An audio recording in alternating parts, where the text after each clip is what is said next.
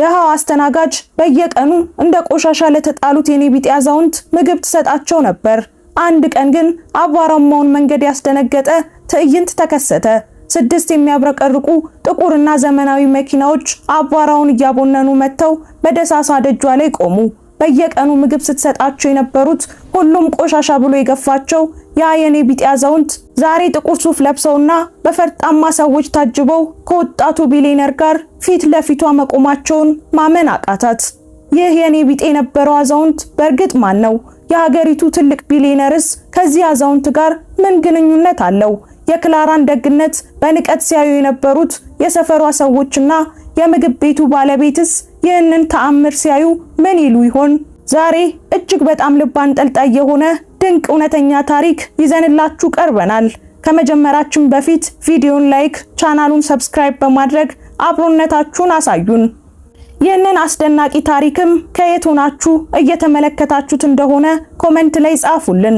አሁን ወደ ታሪካችን እንለፍ። ክላራ የህይወት ውጣ ውረድ ገና በለጋነቷ የመታት ምስኪን ወጣት ናት። ብቸኛ ናት። በዚች ሰፊ ዓለም ላይ የሚጠጋት ዘመድም ሆነ አይዞሽ የሚላት ወዳጅ የላትም። የምትኖረው ከቆርቆሮና ከጭቃ በተሰራች ዝናብ እንኳን በማትከላከል ደሳሳ ጎጆ ውስጥ ነው። ቀን ቀን ደግሞ በአንዲት ትንሽዬ ምግብ ቤት ውስጥ በአስተናጋጅነት ትሰራለች። በዚያች ምግብ ቤት ደጃፍ ላይ ዓለም እንደ ቆሻሻ የገፋቸው አንድ አዛውንት በብርድና በፀሐይ ተቆራምደው ይቀመጣሉ። ሰው ሁሉ ይገማሉ እያለ ሲተፋባቸው፣ የምግብ ቤቱ ባለቤት ደግሞ ደንበኞቼን ታባርራለህ እያለ በዱላ ሲያባርራቸው፣ ክላራ ግን ልቧ በሐዘን ይደማ ነበር።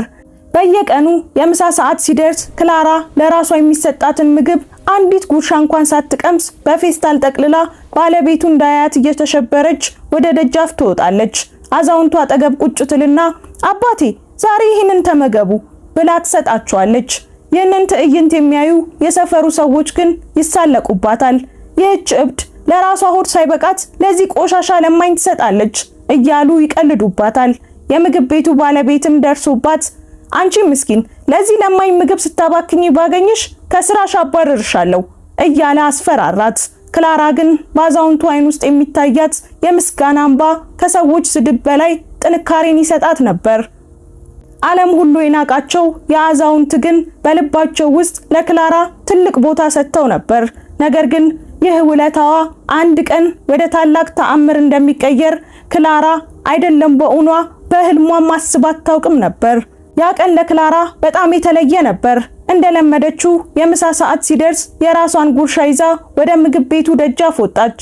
ነገር ግን አዛውንቱ በተለመደው ቦታቸው አልነበሩም። በብርድ የሚቆራመዱበት የአሮጌ ካርቶን ብቻ ባዶውን ቀርቷል። ክላራ ደነገጠች። አካባቢውን ሁሉ ብትፈልግም የሚመልስላት አላገኘችም።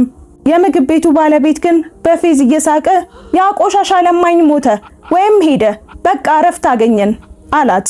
ክላራ በሐዘን ተሰባብራ ወደ ደሳሳ ጎጆዋ ተመለሰች። በቤቷ አሮጌ አልጋዋ ላይ ተኝታ የት ገብተው ይሆን እያለች ስለ የኔቢጤው አዛውንት ስታስብ በድንገት አንድ የሚርገበገብ የብርሃን ነጸብራቅ በመስኮቷ በኩል ገባ። በመቀጠልም የመንደሩን ዝምታ የሚሰነጥቅ ከባድ የመኪና ሞተር ድምጽና ጥቁር መነጽር የለበሱ ወታደር የሚመስሉ ሰዎች ድምጽ ተሰማ። ክላራ በድንጋጤ ልቧ ሊፈነዳ ደርሶ እየሮጠች ከቤት ወጣች። በዚያች አቧራማ መንገድ ላይ በክላራ ደሳሳ ደጅ ፊት ለፊት 6 የሚያብረቀርቁ ጥቁርና ዘመናዊ መኪኖች መንደሩን በአቧራ አፍነው ቆመዋል። የመንደሩ ሰው ሁሉ ጦርነት መጣ ብሎ በየመስኮቱ ሲያይ ከመኪኖቹ ውስጥ ጠባቂዎች ወርደው በክላራ ደጅ ላይ በክብር ተሰለፉ። የመጀመሪያው መኪና በር ተከፈተ። አንድ ባለ ግርማ ሞገስ በናይጄሪያ የታወቀ ወጣት ቢሊየነር ወረደ። ክላራ በፍርሃት እየተንቀጠቀጠች ጌታዬ ምን አጠፋው ስትል ወጣቱ ሳይመልስላት ወደ መኪናው የኋላ በር ተጠጋ። ከመኪናው ውስጥ በክብር የወረዱት ሰው ግን ክላራን ቃላት አሳጧት።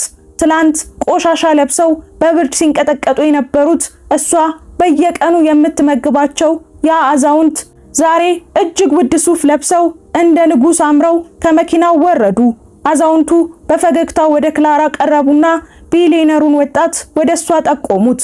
ልጄ ይኸውልህ ዓለም ሁሉ ሲተፋብኝ፣ ሰው ሁሉ ሲንቀኝ፣ በረሃብ እንዳልሞት የጠበቀችኝ ብቸኛዋ ነፍስ ይቺ ናት አሉት። ወጣቱ ቢሊየነር ወደ ክላራ ቀረበ። የመንደሩ ሰው ሁሉ አፋቸውን ይዘው ሲያዩ ቢሊየነሩ የክላራን የዛገ የቤት በር ዳሰሰና እንዲህ አላት፣ ዛሬ የድህነትሽ የመጨረሻ ቀን ነው። አንቺ አባቴን አትርፈሽልኛል፣ እኔ ደግሞ ዓለምሽን እቀይረዋለሁ አላት። ክላራ ማመን አቃታት። ትላንት ሲሳለቁባት የነበሩ የሰፈር ሰዎችና የምግብ ቤቱ ባለቤት ዛሬ በክላራ ደጅ ቆመው በቅናትና በድንጋጤ ሁኔታውን ይመለከቱ ነበር። ክላራ አሁንም በድንጋጤ ውስጥ ሆና እንዴት ሊሆን ይችላል ብላ ወጣቱን ቢሊየነር ጠየቀችው። ክላራ አባቴ በደረሰበት አስከፊ መኪና አደጋ አብረውት የነበሩ ሰዎች ሲሞቱ እሱ ግን በተአምር ተረፈ። ነገር ግን በአደጋው ጭንቅላቱ ላይ በደረሰ ጉዳት ምክንያት የማስታወስ ችሎታውን አጣ። ወጣቱ ቢሊየነር ቀጠለ፣ አባቴ ማንነቱን፣ ቤቱንና እኔ ልጁ መሆኔን ጭምር ረሳ። ከአደጋ በኋላ ለረጅም ጊዜ ሲንከራተት ከከተማ ከተማ ሲዞር በመጨረሻም በዚች አቧራማ መንደር ውስጥ ለማኝ ሆኖ ወደቀ። እኔ ለዓመታት በየሀገሩ በየሆስፒታሉና በየፖሊስ ጣቢያው ስፈልገው ነበር። ዓለም ሁሉ ግን ሞቷል ብሎ ተስፋ አስቆርጦኝ ነበር። አዛውንቱ የልጃቸውን እጅ ይዘው ወደ ክላራ ተመለከቱ። ልጄ ስሜና ቤቴን ብረሰውም ያንቺን ደግነት ግን ልቤ መዝግቦት ነበር። የማስታወስ ችሎታዬ ትላንት በድንገት ሲመለስ ከስሜና ከልጄ ስም በኋላ መጀመሪያ የጠራሁት ያንቺን ስም ነበር።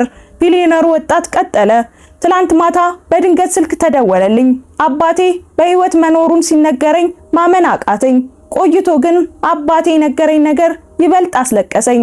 ልጄ በህይወትና በሞት መካከል ሆኜ ዓለም ሁሉ ፊቱን አዙሮብኝ ሳለ ልክ እንደ ልጅ የተንከባከበችኝ አንዲት ምስኪን ልጅ አለች አለኝ። ለዛም ነው አንቺን ፍለጋ የመጣሁት አላት።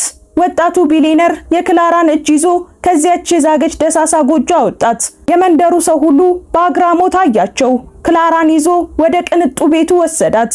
መጀመሪያ ያደረገላት ነገር ግን አስገራሚ ነበር። በከተማው እምብርት ላይ ዘመናዊ እጅግ ግዙፍ የሆነ ክላራ የሚል ስያሜ የተሰጠው ምግብ ቤት ከፈተላት። ትላንት ሰው እንዳይሽ ተሸሽገሽ ሌላውን ስትመግቢ ነበር።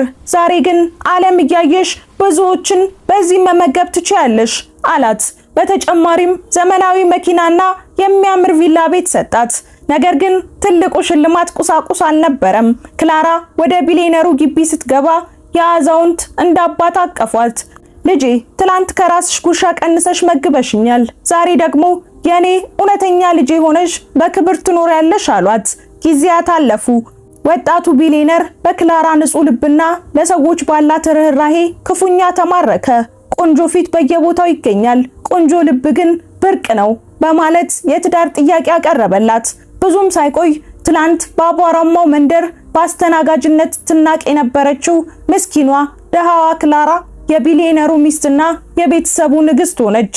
ያ ክፉ የምግብ ቤት ባለቤትና በክላራ ላይ ይሳለቁ የነበሩ የሰፈር ሰዎች ዛሬ የሷን እርዳታ ለማግኘት በደጇ ይሰለፋሉ።